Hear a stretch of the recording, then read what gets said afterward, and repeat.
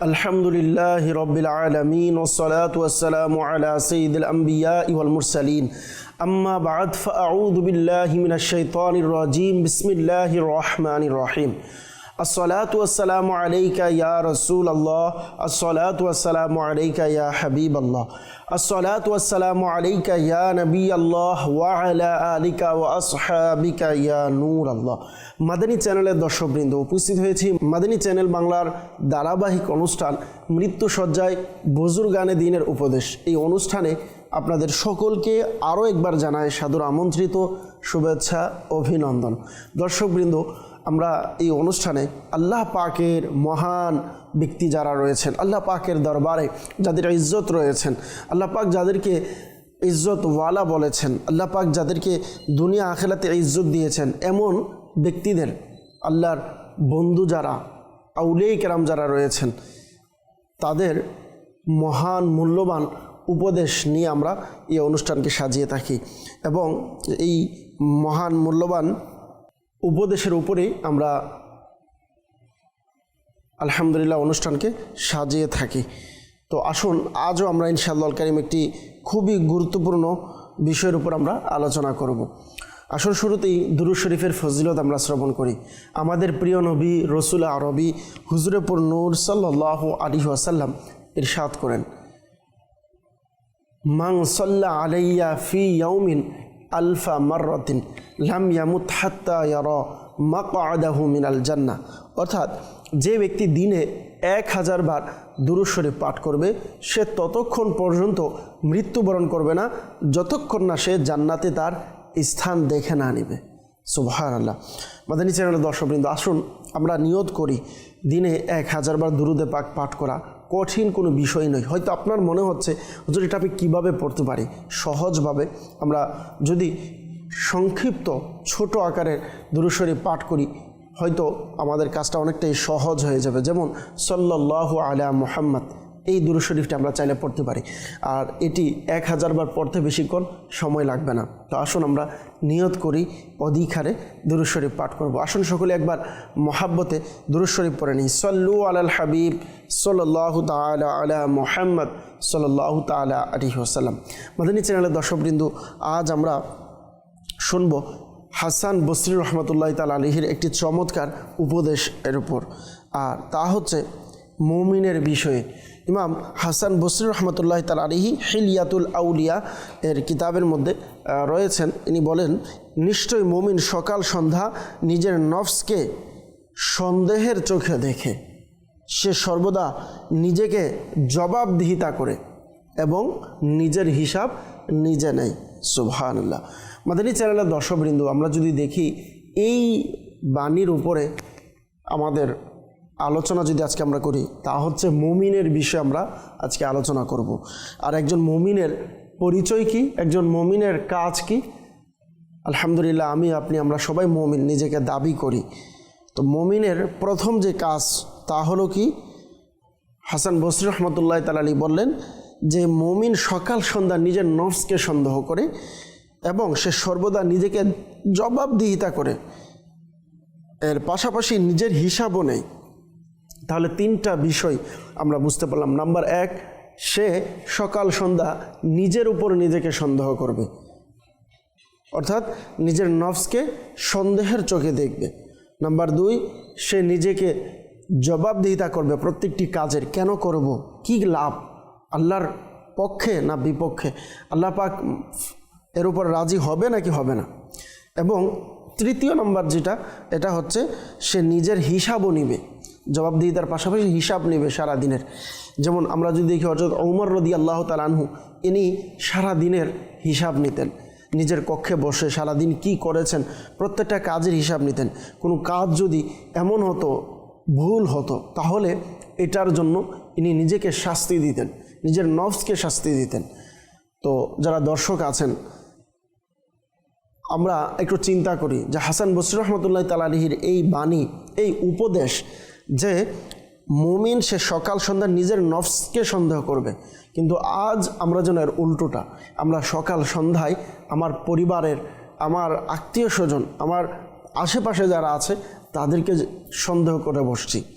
আমরা প্রত্যেক কাজে আমাদের আত্মীয় স্বজন, আমার পাশে যারা থাকে তাদেরকে আমরা সন্দেহ করি, কিন্তু নিজের নফসের উপরে নিজেকে সন্দেহ নেই। অর্থাৎ নেক কাজের বিষয়ে, নেক আমলের বিষয়ে, গুনাহ থেকে বাঁচার বিষয়ে আমাদেরকে অবশ্যই নিজের নফসকে কন্ট্রোল করতে হবে এবং জবাবদিহিতা পাশাপাশি এবং হিসাব। আমরা তো চাকরির ক্ষেত্রে হিসাব করি, আমরা চাকরির ক্ষেত্রে মাসের শেষে গিয়ে এটার একটি হিসাব বের করি এবং আমার কর্মচারীকে জবাবদিহিতা করি। তো এটা তো দুনিয়ার ক্ষেত্রে। আর যে নিজের চাকরির ক্ষেত্রে, নিজের কর্মস্থলের ক্ষেত্রে, নিজের ব্যবসার ক্ষেত্রে এই জিনিসটি করবে, তার ব্যবসা ভালো হয়, তার ব্যবসা সফল হয়। যারা সফল ব্যবসায়ী আছে তাদের সাথে যদি আমরা বসি, আমরা অবশ্যই অটোমেটিকলি বুঝতে পারবো যে তাদের ব্যবসার ধরন কেমন। তখন আমরা দেখব এই বিষয়গুলো আসবে।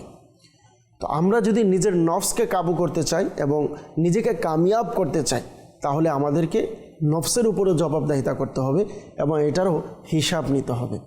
আল্লাহ পাক মহান বুজুর্গ হাসান বসরি রহমতুল্লাহ তাআলা আলাইহি এর এই ঘটনা, এর থেকে ইনার যে উপদেশ, এটা থেকে আমাদেরকে শিক্ষা নেওয়ার তৌফিক দান করুক, আমিন।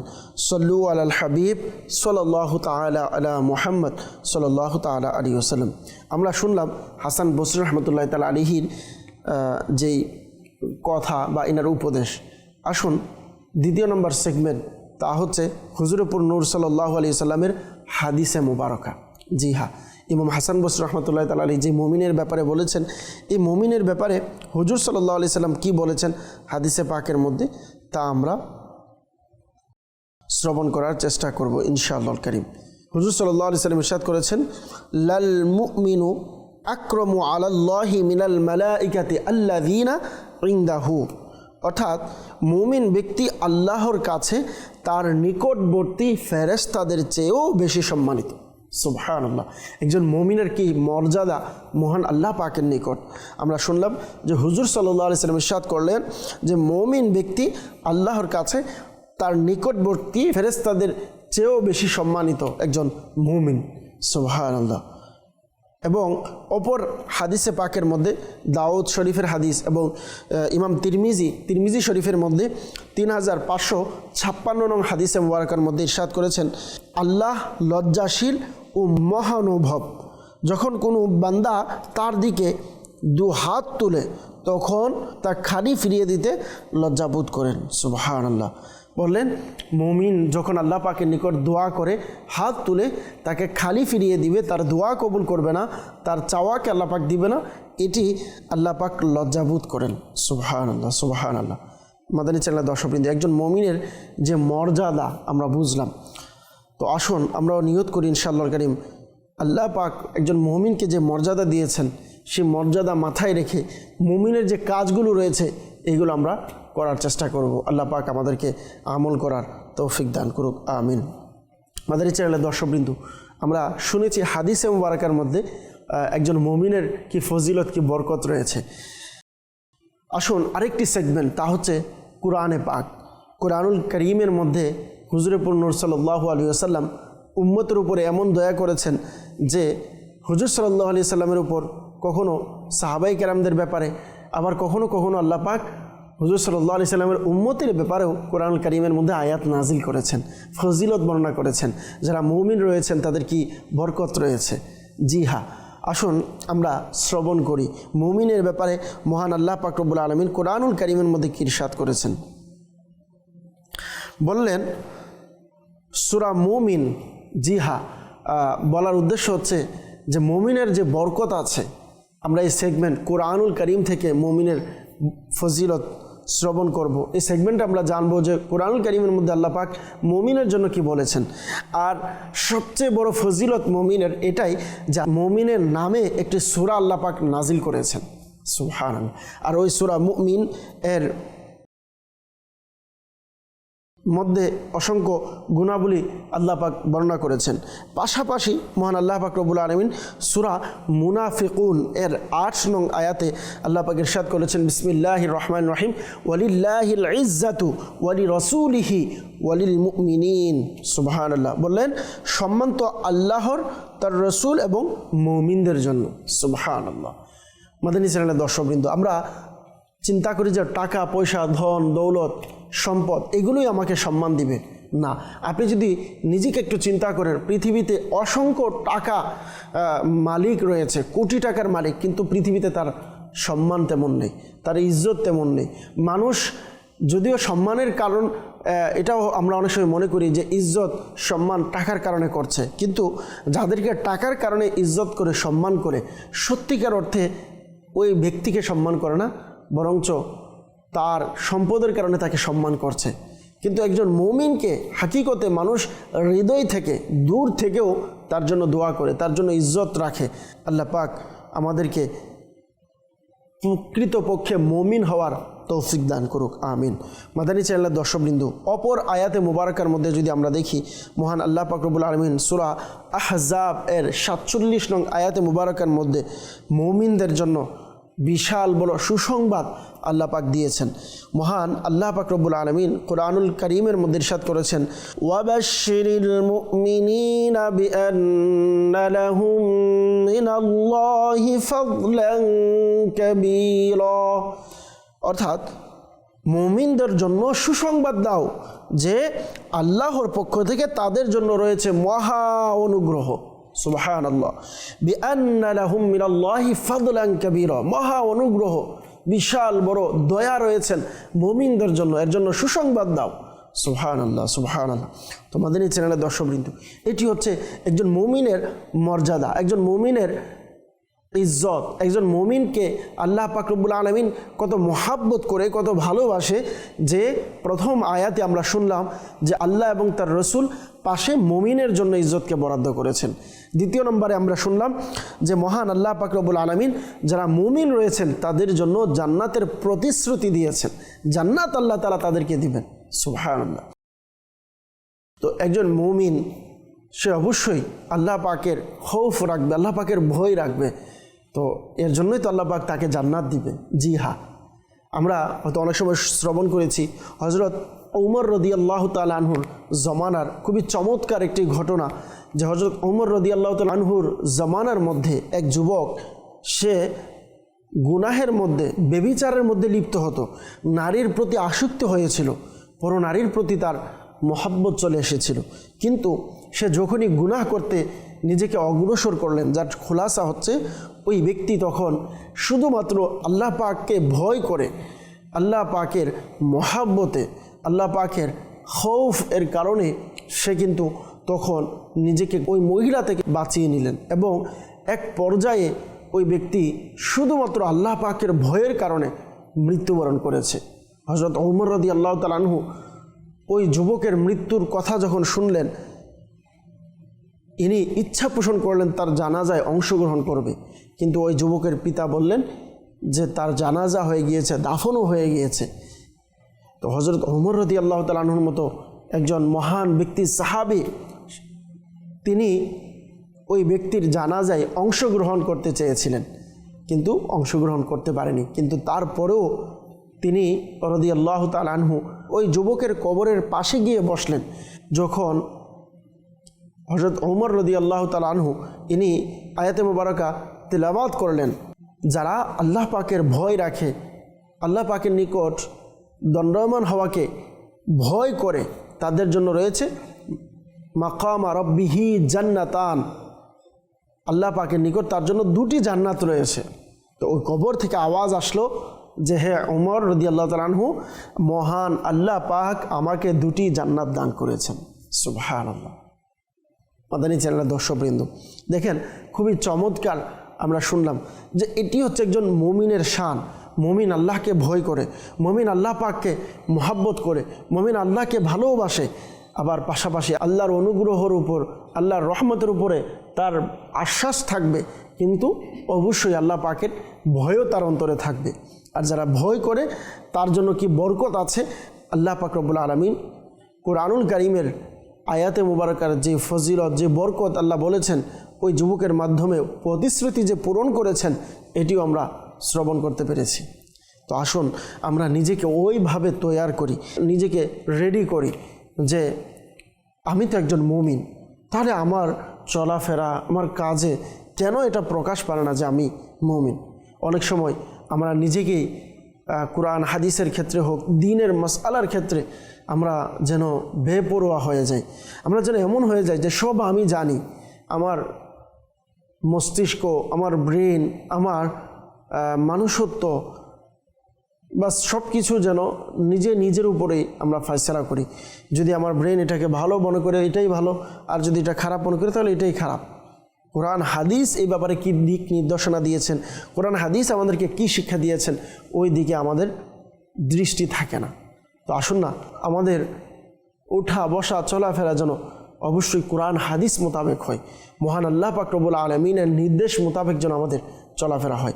আল্লাহ পাক রব্বুল আলামিন আমরা যা শ্রবণ করেছি এর উপর আমল করার তৌফিক দান করুক। সাল্লু আলাল হাবিব সাল্লাল্লাহু তাআলা আলা মুহাম্মদ সাল্লাল্লাহু তাআলা আলাইহি ওয়াসাল্লাম। মাদানী চ্যানেলের দর্শকবৃন্দ, মনে রাখবেন মহান আল্লাহ পাক রব্বুল আলামিন সূরা মুমিনুন এর 1 নম্বর আয়াতে মুবারাকার মধ্যে ইরশাদ করেছেন, বিসমিল্লাহির রহমানির রহিম, قد أفلح المؤمنون, যে নিশ্চয়ই মুমিনগণ সফল কাম হয়েছে। সুবহানাল্লাহ, যারা মুমিন রয়েছেন তাদেরকে আল্লাহ পাক রব্বুল আলামিন সফল বলেছেন। আমরা কেন সফল হব না? আল্লাহ পাক আমাদেরকে প্রকৃতপক্ষে সফল হওয়ার তৌফিক দান করুক।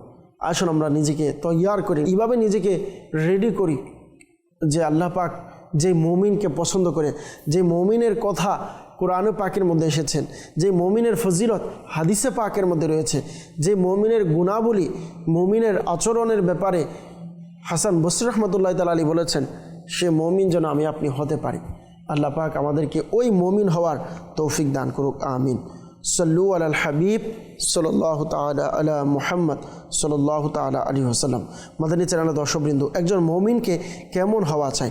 আমরা তো ইসলাম গ্রহণ করেছি, ইসলাম পেয়েছি, কিন্তু ইসলাম পাওয়ার পর আমার মধ্যে কি সত্যিকার অর্থে ওই ইসলাম আমার মধ্যে কাজ করে কিনা, এটাও আমাদেরকে দেখা উচিত। আসুন এটি আমরা আরও সহজভাবে একটি ঘটনার মাধ্যমে আমরা জেনে নিই। আব্দুল ওয়াহিদ বিন জায়েদ বলেন যে একদা আমি সমুদ্রে ভ্রমণে ছিলাম, হঠাৎ প্রবল বাতাস আসার কারণে সেই বাতাস আমাদেরকে একটি শূন্য দ্বীপের দিকে নিয়ে যায়। যখন আমরা সেই দ্বীপে নামলাম তখন দেখলাম সেখানে একজন ব্যক্তি আছে যে গায়রুল্লাহ অর্থাৎ আল্লাহ ব্যতীত অন্য কারো ইবাদতের মধ্যে মগ্ন আছে। যখন আমরা ওই মুশরিককে দেখলাম, দেখার সাথে সাথে আমাদের মনে আসলো যে আমরা মুশরিককে সাথে নিয়ে ভ্রমণ করব না বা তার সাথে আমরা থাকব না। তখন সেই মুশরিক বলল, তোমরা কার ইবাদত করো? আমরা বললাম আল্লাহ পাকের। সে বলল, আল্লাহ কে? আমরা বললাম তিনি যার আরশ আসমান সমূহের উপরে এবং রাজত্ব জমিনে বিদ্যমান। মুশরিক জিজ্ঞেস করলো, তোমরা এসব সম্পর্কে কীভাবে জানলে? আমরা বললাম আল্লাহ পাক তার একজন রসুলকে পাঠিয়েছেন এবং তিনি মুজিজা দেখিয়েছেন এবং সেই রসুলে পাক সাল্লাল্লাহু আলাইহি সাল্লামই আমাদেরকে আল্লাহ পাকের সুসংবাদ দিয়েছেন, আল্লাহ পাকের সংবাদ দিয়েছেন।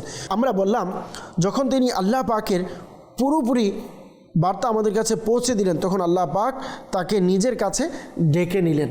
মুশরিক বলল, তার কোনো নিদর্শন কি তোমাদের কাছে আছে? আমরা উত্তর দিলাম, হ্যাঁ, আল্লাহ পাকের কিতাব আছে। সে বলল, নিয়ে এসো, আমাকে দেখাও। এরপর আমরা তাকে কুরআনুল কারীম দেখালাম। সে বলল, আমি এটা পড়তে পারি না। তখন আমরা তাকে পড়ে শোনালাম। তেলাওয়াত শুরু করতেই কুরআনুল কারীমের পবিত্র শব্দগুলো তীরের মতো তার হৃদয়ে গিয়ে বিঁধল। এখন সে তেলাওয়াত শুনছে আর কাঁদছে। অবশেষে বলল, এটি যে সত্তার কালাম তার অবাধ্যতা না করা উচিত। এই কথা বলেই সে মুশরিক কালিমা পাঠ করে মুসলমান হয়ে গেল। সুবহানাল্লাহ। মাদানী চ্যানেলের দর্শকবৃন্দ, আমরা এই চমৎকার ঘটনা থেকে জানলাম যে যারা দ্বীনের প্রতি বিশ্বাস নেই, কমপক্ষে তাদেরকে যদি কোরআনুল কারীমের তরজমা, যেহেতু আমরা ডাইরেক্ট তেলাওয়াত করলে আমাদের বুঝে আসবে না, আমাদের ভাষা যেহেতু বাংলা, কিন্তু অন্ততপক্ষে যেমন আমার আকা আলা হজরত ইমামে আহলে সুন্নাত মুজাদ্দিদে দ্বীন ও মিল্লাত ইমাম আহমদ রেজা খান রহমতুল্লাহ তাআলা আলাইহি এর বিশ্ববিখ্যাত তরজমায়ে কুরআন কানজুল ঈমান রয়েছে। এটি আমরা চাইলে যারা বুঝে না, সঠিক বুঝ যাদের নেই, তাদেরকে আমরা দিতে পারি, বলতে পারি এটি আপনি তেলাওয়াত করুন, অর্থসহ তেলাওয়াত করুন। তো দেখবেন আল্লাহ পাকের দয়া ইনশাআল্লাহ এর মাধ্যমে আমরা চাইলে ইসলামের দাওয়াত পৌঁছাতে পারি। আল্লাহ পাক আমাদেরকে সঠিক বুঝ দান করুক। মাদানী চ্যানেলের দর্শকবৃন্দ, এই ঘটনার মধ্যে যে ব্যক্তির কথা আমরা বললাম, আব্দুল ওয়াহিদ বিন জায়েদ, ইনি বলেন আমরা যখন একটি দ্বীপে গিয়ে পৌঁছার পর আমরা কিছু টাকা সংগ্রহ করলাম, কিছু টাকা সংগ্রহ করে তাকে দিলাম। সে বলল এটি কি? আমরা উত্তর দিলাম এটা টাকা আপনার সরঞ্জামের জন্য। তখন ওই নৌ মুসলিম যিনি ছিলেন সে বলল যে দেখো, যেই মহান আল্লাহ তাআলা আমাকে দ্বীপের মধ্যে রিজিক দিয়েছেন, আমি যখন মুশরিক ছিলাম, তারা ইবাদত করিনি, তখনও আমাকে রিজিক দিয়েছেন, এখন কেন আমাকে দিবে না? আমার এটির প্রয়োজন নেই। এটি বলে সে চলে গেল। সুবহানাল্লাহ। তার মৃত্যু শয্যায় আব্দুল ওয়াহিদ বিন জায়েদ বলেন আমি খবর পেয়ে গেলাম, তাকে গিয়ে জিজ্ঞেস করলাম তোমার কোনো কিছু প্রয়োজন আছে কিনা। তখন সে খুবই চমৎকারভাবে উত্তর দিল যে দেখো, আমি দ্বীপের ওপারে ছিলাম, যেখানে কোনো মানুষ ছিল না, এমন জায়গাতে মহান আল্লাহ পাক আমার প্রয়োজন তোমাদেরকে পাঠিয়ে আমার প্রয়োজন মিটিয়েছেন, আমাকে ইসলামের দৌলত দিয়েছেন, সে আল্লাহ পাক আমার প্রয়োজনকে মিটাবে, এটাই আমার জন্য যথেষ্ট। যার খুলাসা, ওই ব্যক্তি এই কথা বলে দুনিয়া থেকে চলে গেলেন। এবং সে যখন দুনিয়া থেকে চলে গেলেন, মৃত্যুবরণ করলেন, তার কাফন দাফন যখন সম্পূর্ণ হলো, তো ওই ব্যক্তি বলেন যে আমি স্বপ্নে দেখলাম যে একটি চমৎকার গম্বুজ, তার নিচে একটি সিংহাসন পাতা আছে, আর সিংহাসনে একজন অত্যন্ত সুন্দরী হুর বসে আছে, এবং সেই নৌমুসলিম খুবই উত্তম অবস্থায় হুরদের কাছে বসে আছে। আল্লাহু আকবার। হুর তাকে বারবার বলছে, কোরআনুল কারীমের সূরাতুর রাদ এর 24 নং আয়াতে মুবারকা, সালামুন আলাইকুম বিমা সাবারতুম ফানি'মা উকবাদ। কানজুল ঈমান থেকে অনুবাদ, শান্তি বর্ষিত হোক তোমাদের উপর, তোমাদের ধৈর্য ধারণের পুরস্কার, সুতরাং পরকালের ঘর কতই ভালো মিলেছে। সুবহানাল্লাহ। ফানি'মা উকবাদ, কত উত্তম ঘর মিলেছে পরকালের ঘর। কাদের জন্য? বিমা সবারতুম, সবর ধরেছ। তো এই জন্য একজন মুমিনকে ধৈর্য ধারণ করতে হবে। প্রত্যেক ক্ষেত্রে গুনাহের দিকে আমার হাত যাবে, কিন্তু নিজেকে কন্ট্রোল করে ধৈর্য ধারণ করে গুনাহ থেকে বাঁচতে হবে। আমার হারাম কাজের দিকে হাত যাবে, নিজেকে কন্ট্রোল করতে হবে। আল্লাহ পাক আমাদেরকে সঠিক বুঝ দান করুক। দর্শকবৃন্দ, আজ আমরা শুনলাম একজন মুমিনের শান, একজন মুমিনের বরকত, একজন মুমিনের ফজিলত, এবং ঘটনার মধ্যে আমরা জানলাম মুমিনকে আল্লাহ কি ফজিলত দিয়েছেন, কি বরকত দিয়েছেন। সাথে সাথে এটাও জানলাম একজন মুমিনের কি কাজ করা উচিত, ওই ব্যক্তি কেমন আল্লাহর উপরে বিশ্বাস রেখেছে, একজন নৌ মুসলিম হওয়ার সাথে সাথে মহান আল্লাহকে কেমনভাবে বিশ্বাস করেছে। আমরা তো আলহামদুলিল্লাহ জন্মগতভাবে মুসলমান হয়েছি, সেই ক্ষেত্রে তো আমাদের ঈমান আরও বেশি পাকা হওয়া উচিত, সেক্ষেত্রে আমাদের ঈমান আরও বেশি মজবুত হওয়া উচিত, সেক্ষেত্রে আমাদের ঈমান আরও বেশি কামিল হওয়া উচিত। কেননা আলহামদুলিল্লাহ আমরা মুসলমান হয়েছি, আল্লাহ পাকের দয়ায় মুসলমানের ঘরে জন্ম নিয়েছি, আমাদের পিতামাতা মুসলমান রয়েছে, আমাদের আশেপাশে যারা রয়েছে তারা মুসলমান রয়েছে, আমাদের শিক্ষকরা মুসলমান রয়েছে, আমাদেরকে যারা শিক্ষা দিচ্ছে তারা মুসলমান রয়েছে। তো আমরা কেনই বা প্রকৃতপক্ষে একজন মুমিনের গুণ থেকে দূরে থাকব? আসুন না আমরা নিজেকে পরিবর্তন করি। আর নিজেকে পরিবর্তন করার একটি মাধ্যম হচ্ছে এই দাওয়াত ইসলামী, এই মাদানী চ্যানেল। তো যারা আমাদেরকে দেখছেন আপনাদের সকলকে দাওয়াত দিব, আসুন নিজেও মাদানী চ্যানেল দেখি, অপরকেও মাদানী চ্যানেল দেখার উৎসাহিত করি। আজকে এখানেই বিদায় নিব, আবারও আগামী পর্বে আপনাদের সাথে দেখা হবে। এ পর্যন্ত সকলেই ভালো থাকুন, সুস্থ থাকুন, মাদানী চ্যানেল দেখতে থাকুন। সাল্লু আলাল হাবিব সাল্লাল্লাহু তাআলা আলা মুহাম্মদ সাল্লাল্লাহু তাআলা আলাইহি ওয়াসাল্লাম।